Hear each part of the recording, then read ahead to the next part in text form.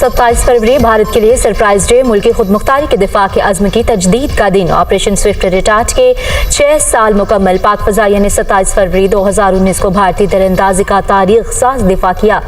26 फरवरी को भारतीय फ़ज़ाइया ने जाली सर्जिकल स्ट्राइक का डरामा रचाया। भारत ने सर्जिकल स्ट्राइक के नाम पर रात में पाकिस्तानी फ़ज़ाई हदूद की खिलाफ वर्जी की। पाक फ़ज़ाइया ने दिन के उजाले में भारतीय तीरंदाजी का मुअस्सर जवाब दिया। पाक फ़ज़ाइया के शाहीनों ने 27 फरवरी को 2 भारतीय लड़ाका तैयारे मार गिराए। ऑपरेशन में भारतीय पायलट अभिनंदन को भी गिरफ्तार किया गया।